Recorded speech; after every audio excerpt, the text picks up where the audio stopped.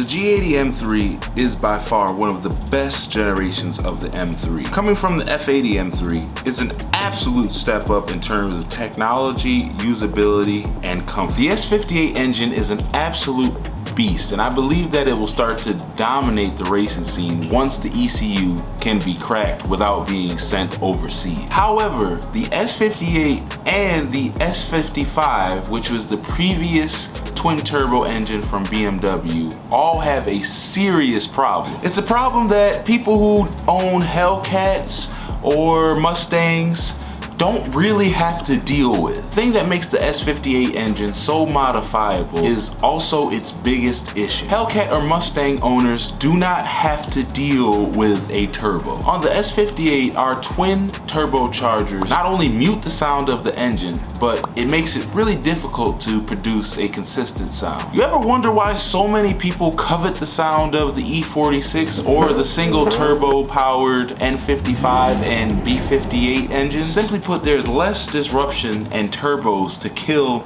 their sweet swan song. But for the G80, there are quite a few things that are killing the sound of it. Let's see, 2 turbos, 2 primary and 2 secondary catalytic converters, 2 resonators. I can keep going here. This is why the S58 engine sounds so muted. Pretty disappointing considering how much other manufacturers have stepped up their game from an exhaust perspective. I absolutely love my G80 M3, but it sounds like garbage. $70K plus for a car that sounds like a vacuum cleaner. Despite the G80 M3 being such a complex car, the solution to this problem is more simple than you might think. Inherently, the G80 M3 has an engine tone that will never be good as a 6.2 liter Hellcat V8 engine or even the B58, but there is something that you can do to make it better. You can buy a set of catless or high flow catted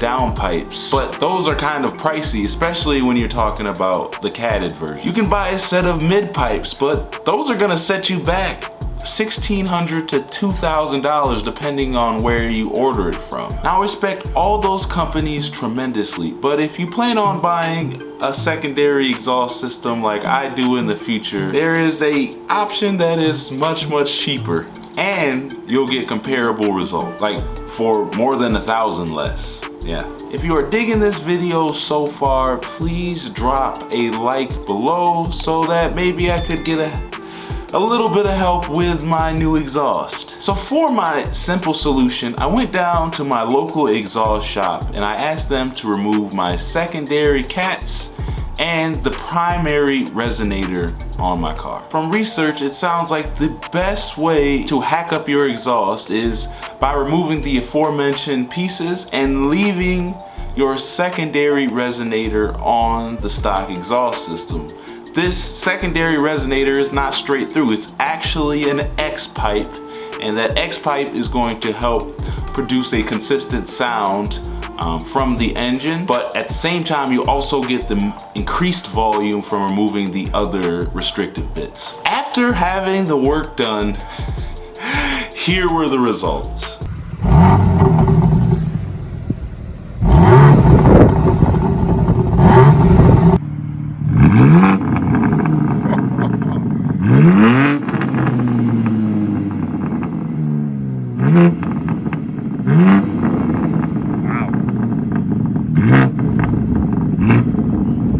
Quite a difference, right? Man, the best part is it only costs $400. $400 to make my M3 sound the way it should have from the factory? Absolute no-brainer. Do yourself a favor, save your money. Not only that, but it's fully reversible in case I want to go back to stock or I decide to get another exhaust system. Now, Active Auto Work, Valvetronic, and PSI are all great companies, and if you're buying one of their mid pipes, I don't want to stop you, but for this price point, it is hard to argue buying one of these when you can go down to your exhaust shop and have them do this. If you enjoyed this video, please let YouTube know with a like and a subscribe, and don't forget to hit that notification bell so you don't miss any upcoming videos. Thank you so much. We'll see you in the next one. Peace.